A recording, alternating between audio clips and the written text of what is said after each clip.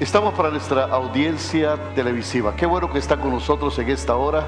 Soy el pastor Daniel Romero, que les dice: Dios les bendiga a todos.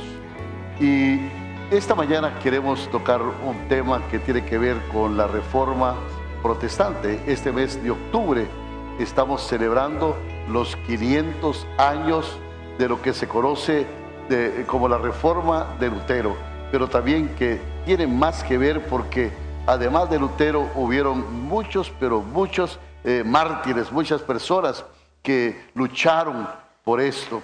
Y lo cierto es que hubo algunas diferencias en algún momento.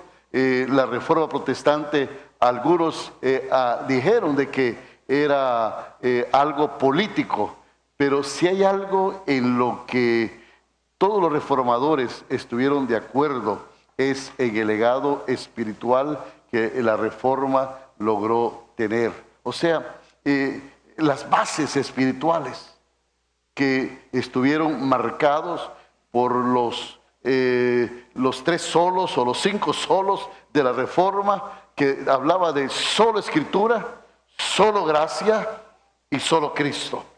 La salvación que es por la fe, por la gracia de Dios. Amén. Esto son los aspectos, son la base que yo puedo decir que sostienen los principios espirituales de la Reforma: Escritura, fe, gracia y Cristo. Estas son bases que se sustentan. Ahora bien, cuando nosotros estamos analizando estos aspectos, esta afirmación de hablar de que las Escrituras son la fuente de autoridad que tiene el pueblo de Dios, que es inspirada únicamente por Dios, nosotros vemos que esto tiene como un pilar, como una base, porque estamos hablando que la única fuente de revelación de la palabra viene de Dios. Ahora bien, esta afirmación resulta esencial porque implica un choque frontal contra lo que la Iglesia Católica enseña. En el Concilio de Trento, para hablar del concilio, el Concilio de Trento fue en el siglo V, un concilio que fue ecuménico para basar algunos principios y llegar a un acuerdo, pero no hubo tal cosa, porque ahí se empezó a afirmar que el magisterio de la Iglesia le quedaba lo que es la interpretación de la Biblia, y que la interpretación básica estaba en un líder que era el Papa, y que era la fuente de interpretación bíblica. Y entonces ellos trajeron como fuente de revelación bíblica 2 cosas, que era la Biblia en sí y la tradición. Cuando estamos hablando de estas cosas, vemos que hubieron muchos desacuerdos. La Iglesia empezó a poner muchas dogmas, muchas cosas que al ser interpretada por la palabra de Dios no tenía ningún argumento más que aceptar las cosas como verdades. Y cuando los reformadores empezaron a ver y a confrontar estas cosas, empezaron a ver que no habían más argumentos, porque la única interpretación venía del Papa. Por lo tanto, la Iglesia decía que eran hombres que habían escrito la Biblia, y a estos hombres les correspondía también la interpretación de la Biblia. Por eso, una de las cosas que más estuvo afectando es que no se permitió que la Biblia fuera leída por alguien, o que la gente fuera confrontada por la palabra, sino que si la Biblia tenía que ser escrito en latín, y tenía que ser interpretada o con las notas correspondientes que traía en sí. Ahora, con el estudio de las Escrituras, Lutero y todos los reformadores mostró en paralelo que la veracidad de algo lo constituía la misma palabra de Dios. Y no simplemente por presiones, porque si alguien no aceptaba algo, era martirizado o era muerto en la hoguera. Pero lo cierto es que los ejemplos al respecto de que la Biblia es inspiración divina y que la Biblia solo puede ser interpretada por sí misma, tiene ejemplos, pero bastantes, no solo de los reformadores, sino que desde antes, desde que Jesús estaba aquí en la tierra, ejemplos de los apóstoles. Y de entrada Jesús había sido tajante a la hora de señalar lo importante que era la ley y los profetas. Es decir, la Biblia y no la tradición. Por ejemplo, en Mateo capítulo 5, versículo 17, el Señor habla ahí y dice, Mateo 5, 17, dice, no penséis que he venido a abrogar la ley o los profetas. No he venido a abrogar, sino para cumplirlo. O sea, el Señor está diciendo, miren, esto tiene que ver con el canon, pero no tiene que ver con la interpretación humana.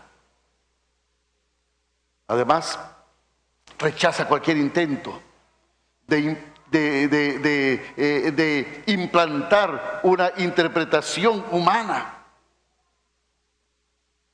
Como por ejemplo en Marcos 7, 13, cuando habla y dice, y voy a leer desde el versículo 10, porque Moisés dijo, honra a tu padre y a tu madre, y el que maldiga al padre o la madre muera irremisiblemente. Pero vosotros decís, basta que diga un hombre al padre o a la madre, es corbán, que quiere decir mi ofrenda a Dios. Todo aquello como que pudiera ayudarle, y no le dejáis hacer más por su padre o por su madre. ¿Y qué dice aquí? Esto es lo que quiero que mira. Invalidando la palabra de Dios con vuestras tradición que habéis transmitido, y muchas cosas hacéis semejantes a esta. Quiere decir que un asunto de tradición no puede anular lo que la palabra de Dios dice, que debemos de honrar a nuestro padre y a nuestra madre.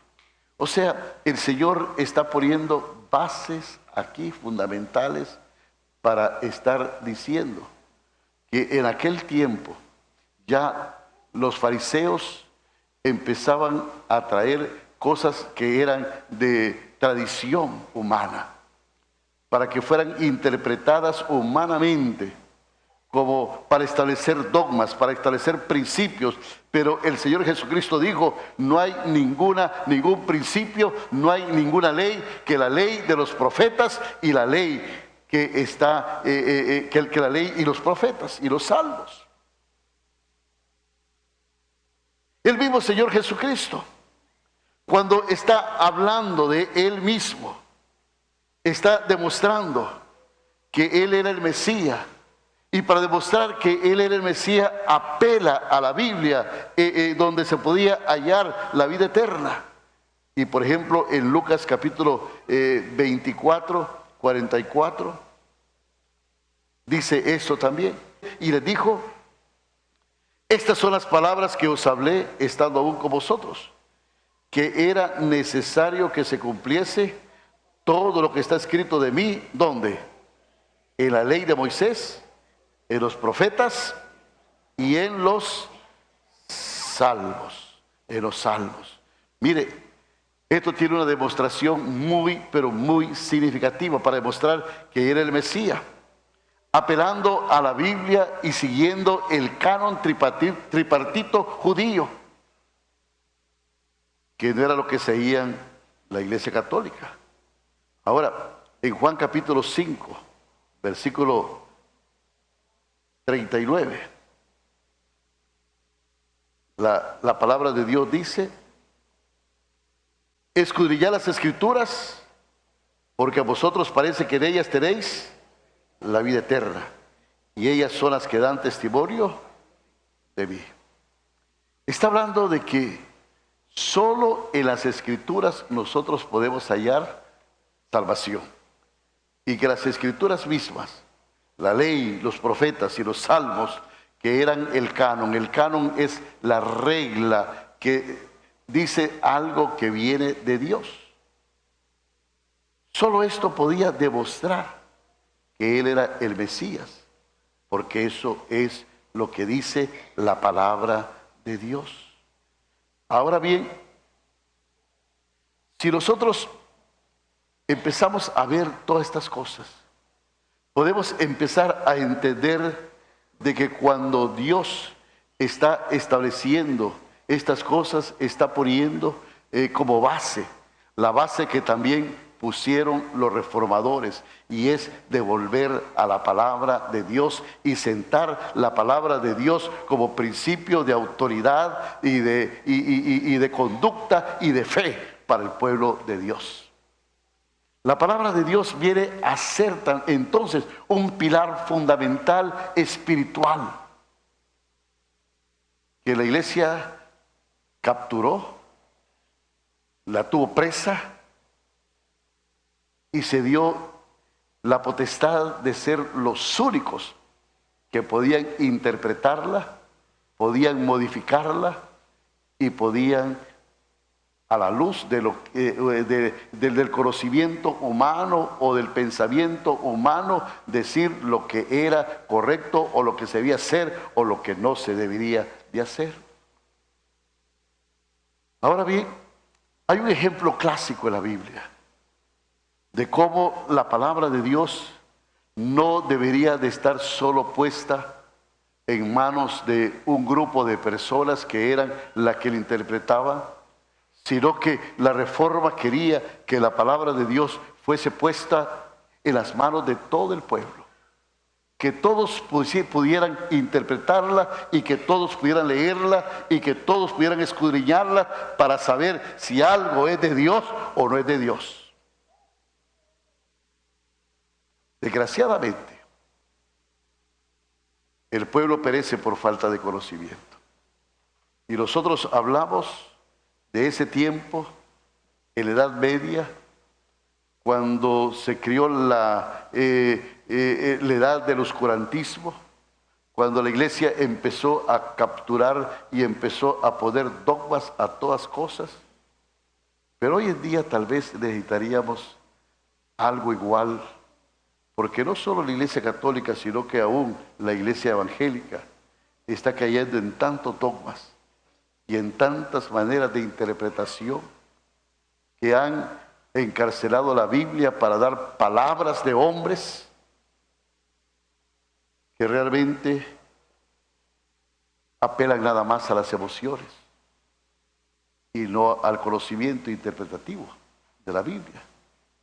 Por eso, un ejemplo clásico de la Biblia que es muy significativo sucede cuando los primeros cristianos comienzan a predicar, y cuando Jesús viene y se revela y va al cielo y se levanta Pedro y empieza a hablar en el día de Pentecostés, cuando miles de personas aceptan, usted puede ver ese sermón de Pedro que nunca se pone como el líder, nunca se pone como la jerarquía, sino que habla de un Cristo que crucificaron, pero que está a la diestra de Dios Padre como el único Dios y como el único que se debe reverenciar y como el único que tiene palabras de vida eterna. Pero también es igual significativo, y uno de los lugares donde se aprecia con más claridad este principio es el relato que Lucas nos narra al referirse a los viajes misioneros de Pablo. Y es así como menciona de manera elogiosa a la iglesia de Berea. Y si usted va a Hechos capítulo 17, ve la razón fundamental de la alabanza a esta iglesia. ¿Por qué Pablo está dándole tantos méritos? Y dice aquí la palabra de Dios en el capítulo 17, versículo 10. Dice: inmediatamente los hermanos enviaron de noche a Pablo y a Silas hasta Berea. Y ellos, habiendo llegado, entraron en la sinagoga de los judíos, y estos eran más nobles que los que estaban en Tesalónica, pues recibieron la palabra con toda solicitud. Y luego dice: escudriñando cada día las escrituras para ver si estas cosas eran así. Así que creyeron muchos de ellos, y mujeres griegas de distinción, y no pocos hombres. No pocos hombres. Mire, difícilmente se puede haber sido más elocuente este texto que tenemos aquí en la palabra de Dios. Está hablando de que cuando Pablo y Silas llegaron, la gente no empezó a ver a ellos, no empezó a ver la tradición, no empezó a ver la sumisión a una jerarquía.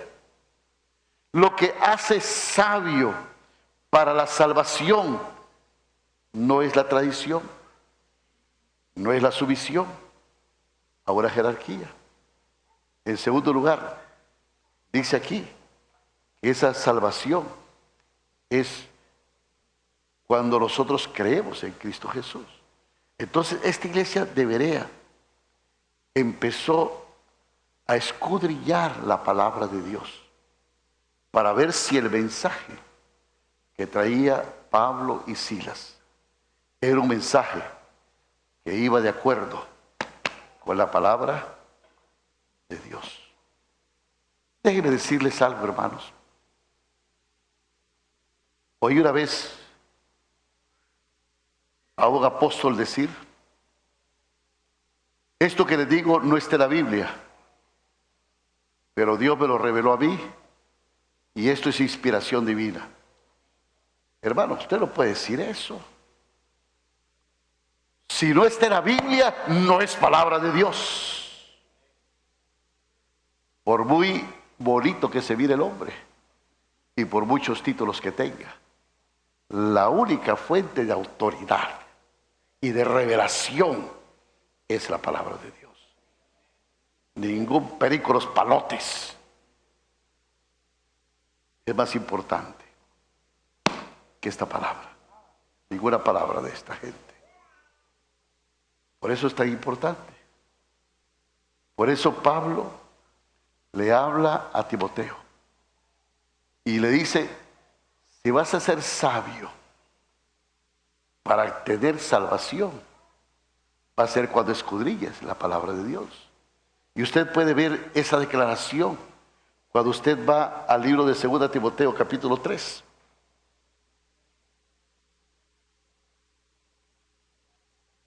Donde está hablando de que la Biblia es la base teológica y no la tradición a la sumisión a una casta sacerdotal. La Biblia era la piedra de toque de la verdad. Y no puede sorprender por ellos que en su testamento Pablo repitiera estas enseñanzas, repitiendo, y que le dice a Timoteo, y que desde la niñez has sabido las sagradas escrituras, las cuales te pueden hacer sabio para la salvación por la fe que es en Cristo Jesús. Toda escritura es inspirada por Dios y es útil para enseñar, para redarguir, para corregir, para instruir en justicia, a fin de que el hombre de Dios sea perfecto, enteramente preparado para toda buena obra. Hermanos, este mensaje está claro como el agua, como el agua. En primer lugar es la Biblia, no la tradición, no la sumisión a una jerarquía. Es la Biblia la que te puede hacer sabio para salvación. Es la Biblia. Dice ahí el versículo 15 dice que es la palabra de Dios que te puede hacer sabio. Te pueden hacer sabio para la salvación. En segundo lugar, esa salvación solamente es por fe en Cristo Jesús. O sea, en Jesús el Mesías. Eso es lo que está diciendo este pasaje. La salvación, lo único que te puede hacer sabio es la Biblia. Pero la salvación que te hace sabio es la fe en Cristo Jesús. Y esto está diciendo. Y finalmente, en tercer lugar, la Biblia dice que no la tradición, no la jerarquía, que dice es inspirada por Dios. Y es lo que realmente puede enseñar lo suficiente, no solo para obtener la salvación, sino también para hacer buenas obras.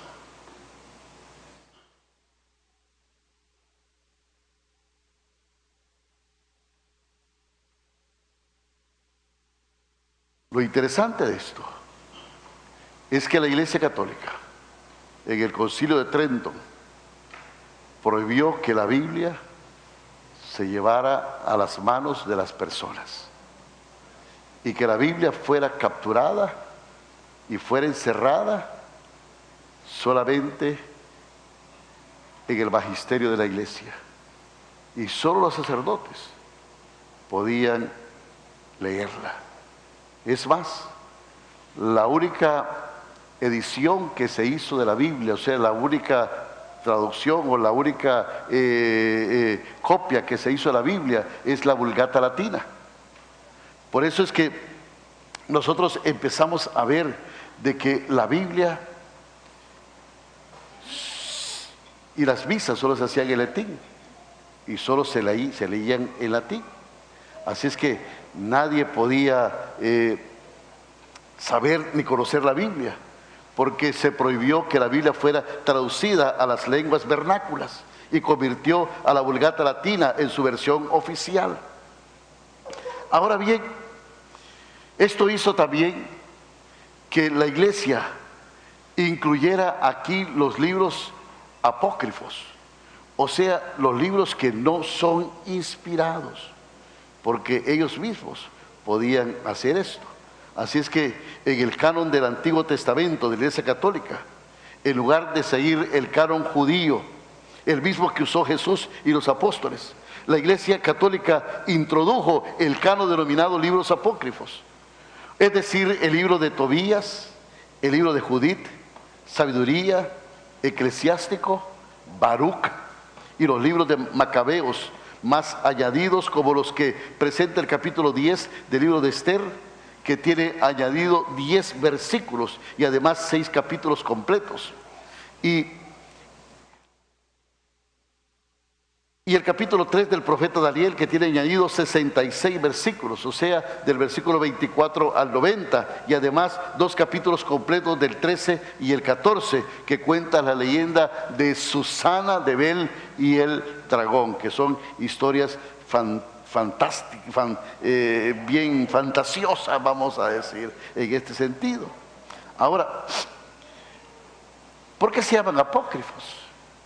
Bueno, chocaban frontalmente con la acción de Jesús y sus discípulos, porque para que un libro del Antiguo Testamento pueda entrar en el canon bíblico, este libro tiene que haber sido citado por Jesús y sus apóstoles, y ningún libro apócrifo fue citado jamás por Jesús ni por ningún apóstol. Es más, de una manera sorprendente, los primeros escritores cristianos nunca citaron en sus registros los libros apócrifos. Tal es el caso de Melitón de Sardis en el año 170 después de Cristo, o Eusebio, que está ahí en el primer siglo también, que en su Historia Eclesiástica 4 cita un canon en el que no figura un solo de los libros apócrifos que la Iglesia Católica incluyó en su canon. También lo mismo sucede con Orígenes en el siglo II, que tampoco cita a los apócrifos en su enumeración del canon. Y encontramos esa misma circunstancia en una carta de Atanasio escrita en el 367, y otros como Rufino y otros más. Tales precedentes que nosotros tenemos y que registramos en la historia, cuando no se incluyen estos libros por los escritores más antiguos, nosotros vemos que resulta lógico por qué decir que los autores de los apócrifos no creían que sus libros mismos eran inspirados. Por ejemplo, la segunda carta de los Macabeos, ¿sabe cómo termina? Tengo aquí en mis notas un versículo, pero quiero incluir más. Y en segunda Macabeos, sí, 15:37 dice, y así está terminando este libro, dice: estos son los hechos referentes a Nicanor. Y puesto que a partir de entonces la ciudad ha estado en poder de los hebreos, termino aquí mi relato. ¿Y qué dice? Si he logrado escribirlo bien, eso es lo que yo deseaba. Por el contrario, si es mediocre y poco estimable, ciertamente es todo cuanto pude hacer. No es manera para que un libro termine, no es cierto. Si he logrado escribirlo, porque así como no es grato beber vino solo o con agua, en tanto que beber vino mezclado con agua resulta agradable al paladar, así también la redacción armoniosa de los diversos elementos del relato resulta placentera a los lectores. Con esto poco fin, ¿a qué? Bueno, si está bien o está mal, vámonos a tomar una copa de vino y celebrémoslo. Porque aquí está mi obra. Y esto es lo que escribieron. Y esto es lo que dice. Por eso nosotros estamos viendo que cuando el canon está siendo citado, vemos que estas cosas no se pueden incluir, pero la Iglesia Católica empieza a amarrar la Biblia solo para su interpretación, trae todas las tradiciones, empieza a crear todo tipo de dogmas hasta el día de hoy, y no lejos de eso están muchos movimientos evangélicos hoy en día. El gran aporte de la Reforma, entonces, es que hubo mucha gente que empezó a leer la Biblia y empezó a darles interpretaciones, y empezaron a ver que el canon judío podía ser la base de interpretación, que podía formar el canon, y desde ahí empezaron a establecer las cosas que la Biblia proporcionaba y que decía de Jesús, de la salvación, de la fe, de la gracia y de la justificación. Y el gran aporte de la Reforma, como Jesús y sus apóstoles antes lo tuvieron, también fue volver a colocar la Biblia en el centro del debate teológico. Y esto fue personas como Pedro Baldo, como John Wycliffe, como John Hughes, que fue volver a hacer esto, a colocar la Biblia, hacer que la Biblia estuviera en nuestras manos, que la Biblia fuese interpretada teológicamente y que la Biblia pudiese llegar al corazón del hombre.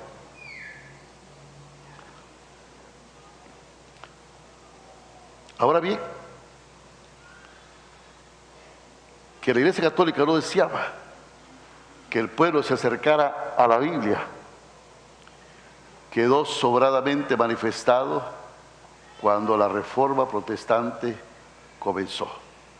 En el Concilio de Trento, lo vuelvo a mencionar nuevamente, se estableció que solamente la Vulgata Latina, y fue hasta el Concilio del Vaticano II que la Iglesia se abrió.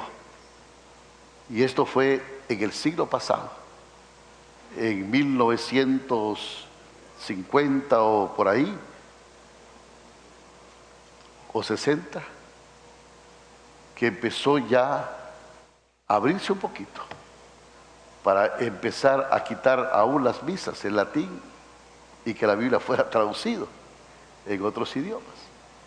Pero si usted es católico y antes iba a misa, cuando era niño, porque usted sabe que la misa era así. Ahora bien, durante los siglos siguientes, mientras los reformadores protestantes empezaron a insistir que la Biblia fuese llevada al pueblo, a las manos de la gente, empezó una persecución tan terrible. Esto era algo de muerte, y esa circunstancia es la que implica que la presión sea tan fuerte. Y empezaron a hacerse algunas cosas, empezaron a crecer en paralelo personas que empezaron a querer traducir y a querer relatar la Biblia. Y cuando nosotros hablamos de esto, y sabe que cuando estudiamos ciencias bíblicas y vamos al relato de esto, pues uno puede imaginarse lo grandioso que fue todas estas cosas. Porque que nosotros tengamos la Biblia en el español, esto fue algo sorprendente. Tal vez voy a hablar un poquito de esto, porque ¿cómo fueron los orígenes para que la Biblia, que solo estaba en latín, la Vulgata Latina, empezara a ser traducido? Esto comenzó en 1516, cuando Erasmo de Rotterdam publicó su edición del texto griego del Nuevo Testamento, basado principalmente en los manuscritos de lo que se llama el Textus Receptus. O sea, en otras palabras, se ha denominado también texto mayoritario en la medida que es reproducido el texto. O sea, les puedo explicar en mis palabras.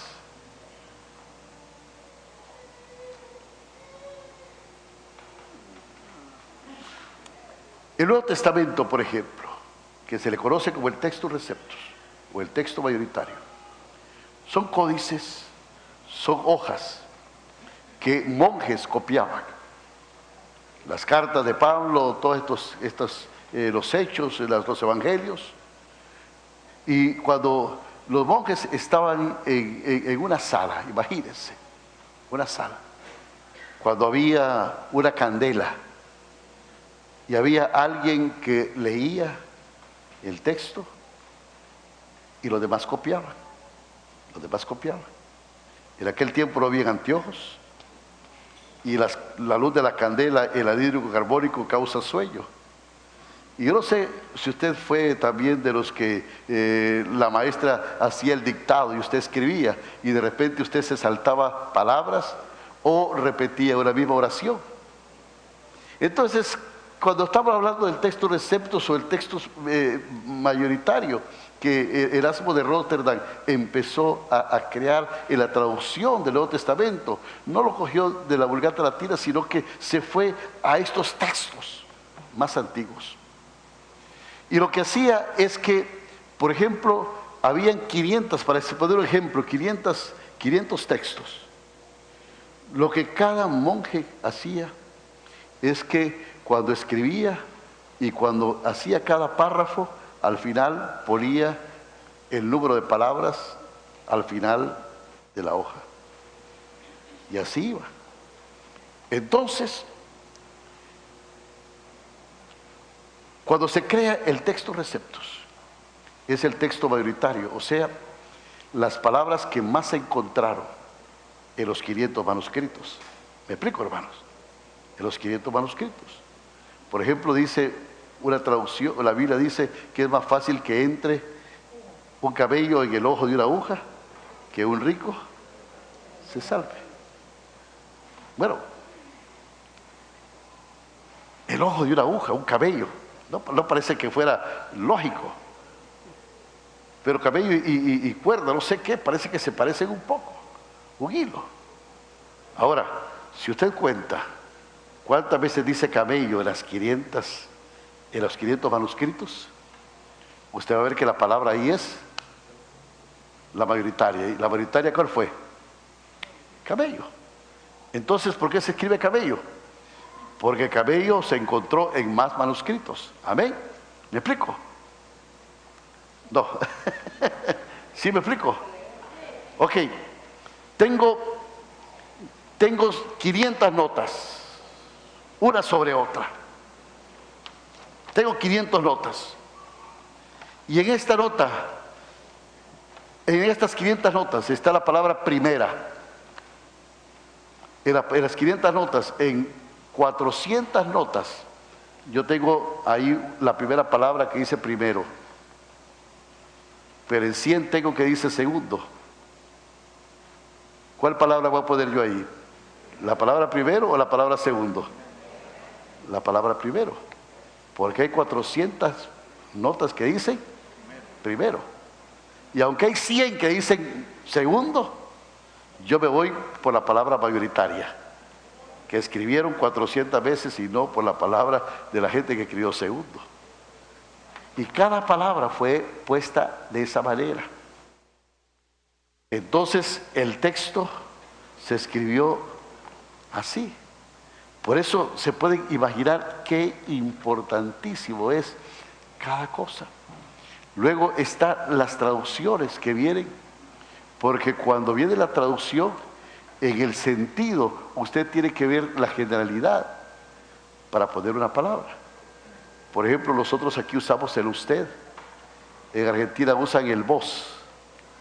¿Cómo llamamos a Jesús? ¿Lo llamamos por usted o lo llamamos por vos? La Biblia dice tú, Señor. Usa un término que lo usamos todos. Aunque cuando usted ve a muchas personas que oran, dicen usted, Padre. Pero solamente para ponerles en el plano, qué tremendo es esto. Por ejemplo, cuando se tradujo la Biblia al garífona, imagínense que tardaron algo así como 20 años en hacerlo. Porque uno de los problemas, un poquito menos de 20 años, ¿sabe? Porque uno de los problemas es que, por ejemplo, en primer lugar, no había gramática en la lengua garífona. Entonces, para que puedan traducir la Biblia y la puedan poner en un lenguaje, tienen que venir gramaticólogos, tienen que venir lingüistas y tienen que venir escritores. Tienen que empezar a crear la gramática. Por ejemplo, traducen de la Reina Valera, y la Reina Valera dice en Romanos: porque si tu enemigo te pide de comer, dale de comer, porque ascuas de fuego amontonarás sobre su cabeza. Mire, cuando traducen la Biblia al garífona, este fue un versículo bastante bueno para poner un ejemplo, porque había un equipo de traductores que estaba en Ceiba y otro equipo de traductores que estaba en Tegucigalpa. Entonces reunían a la gente garífona y la ponían a leer el texto para ver qué entendía. Y cuando traducen ese versículo en la lengua garífona, empiezan y leen ellos: si tu enemigo te pide de comer, a ese sinvergüenza, agarrar las brasas y se las pones en la cabeza y lo quemas. Y lo quemas.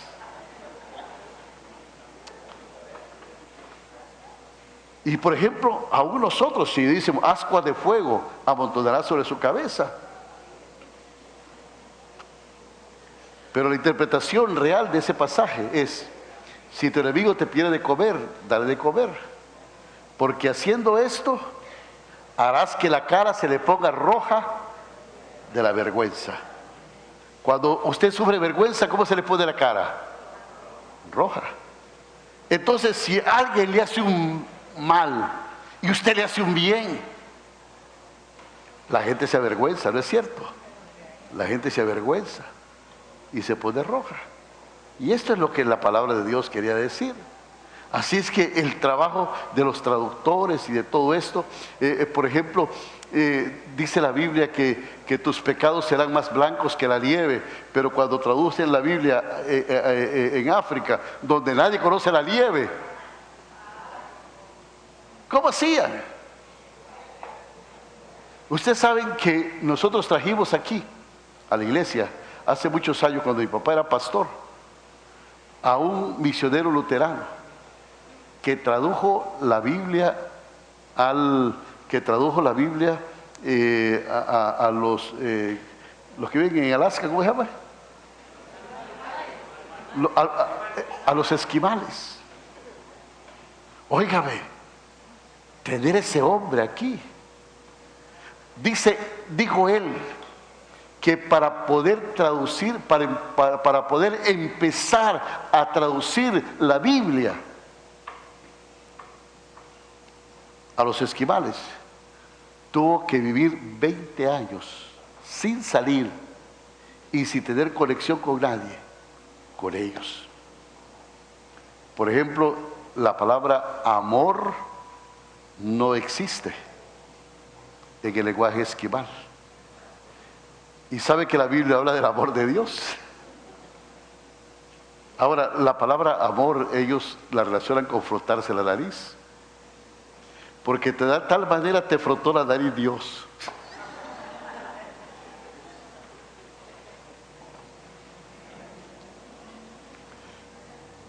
Cosas así, que son bien interesantes. Pero se pueden imaginar en ese tiempo. En 1521, Lutero fue perseguido por el Papa y el Emperador y fue ocultado en el castillo de Wittenberg. Y en septiembre de 1522 se publicó su traducción del Nuevo Testamento al idioma alemán. Y la Biblia entera, Lutero la tradujo y vio la luz en 1534, partiendo del texto griego. Y la Biblia entera empezó a ser entonces traducida a lenguas vernáculas. Y antes hubieron también otros traductores. Por ejemplo, en 1526 se publica la primera traducción completa al holandés, realizada por Jacob van Lisbeth. Y en 1549 apareció la Biblia checa de Balitrich. Y en 1563 fue publicada la Biblia de Brest, una traducción al polaco. Mire, a pesar del evidente peligro que era traducir la Biblia, mire, empezaron al español, empezaron a haber muchas personas que empezaron también a traducir la Biblia. En 1543, Francisco de Encinas publicó su magnífica traducción del Nuevo Testamento, partiendo del texto griego original.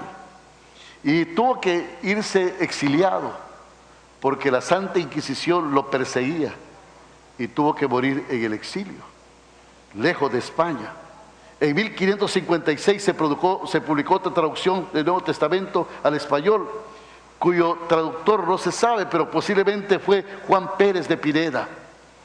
Y en 1569 aparecía la primera traducción completa de la Biblia en español, conocida como la Biblia del Oso. Yo tengo la oportunidad de tener una Biblia de esta en mi casa, que Sociedad Bíblica hace unos 25 años atrás sacó una edición especial de la Biblia del Oso, que hizo Casidoro de Reina, que era un antiguo monje que se había convertido precisamente a leer las Escrituras y que tuvo que exiliarse de España para evitar la muerte en las hogueras de la Inquisición. Ahora, la traducción de la Biblia de Cipriano de Valera, que se le conoce como la Biblia del Oso, fue revisada por Cipriano de Valera y publicada en 1602, ya como la Biblia Reina Valera. Y la traducción, con enorme diferencia, es ahora la Biblia más importante y la más difundida de las Escrituras en español. Seguramente que usted tiene una Biblia Reina Valera, y si usted la abre y puede ver ahí esta Biblia que fue revisada y tiene las fechas ahí. ¿Usted la ve ya? ¿Ah? Ahí habla de las revisiones anteriores. Ahora, esta revisión, Reina Valera, ya es la revisión del 60. A la otra se llama la antigua revisión. Y ahora hay revisiones. Está también la del 95, que no fue una revisión muy aceptada por la iglesia. Y también está la Reina Valera contemporánea, que es una versión también bastante moderna. Y han salido ahora muchas revisiones, pero cuando hablamos de traducciones, vemos tantos hombres que en el siglo, que ya en 1500, las traducciones al inglés también aparecieron con rapidez. En 1526 se publicó la primera traducción de Tyndale, que sería quemada por Enrique VIII. Ahora, Tyndale tradujo también el Pentateuco y el libro de Jonás. Ahora, la ejecución impidió a Tyndale concluir su libro, pero empezó otro que se llama Miles Coverdale, que él empezó con otra traducción de la Biblia al inglés, y que esta fue la base para llegar a la Biblia que se le conoce como la King James, la Biblia del rey Jaime, o del rey Jaime, que es la Biblia más conocida en el idioma inglés. Y sabe que esta fue la Biblia que llevaron también los inmigrantes del Mayflower. Por eso también se le conoce, hay una Biblia la Biblia que le conoce como la Biblia del Mayflower, porque fueron los que conquistaron Estados Unidos. Ahora, en 1530 apareció la primera traducción completa de la Biblia en francés, debido a Jacques Leverfred. Y en 1560 se publicó la Biblia de Ginebra, de Pierre Robert Olivaten. También, y esta Biblia es importantísima porque fue una traducción que usó mucho Juan Calvino y Teodoro Basa, que fueron los reformadores que trabajaron más bien en la contrarreforma, y de donde nosotros venimos como iglesia. Ahora, en 1578, Jurij Dalmatín concluyó la primera traducción completa de la Biblia al esloveno, y finalmente apareció en 1583 otras traducciones, y ahí a raíz de esto empezaron muchas traducciones, hermanos, y ahora este es el libro que está traducido en más idiomas, es el libro más publicado, es el libro más impreso. Ahora la Biblia está en las manos de todas las personas, porque hubieron personas ahí que empezaron este movimiento de la reforma y dijeron: traigamos la Biblia, los principios, y que lo tengamos en la palabra de Dios, y que sea la palabra de Dios la que hable. Qué importante es esto. Usted puede ver qué importante es la reforma. Si no fuera por la reforma, usted estuviera oyendo misa en latín todavía,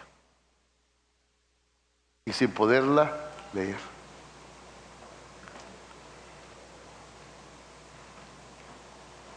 Qué poca importancia le damos a esto.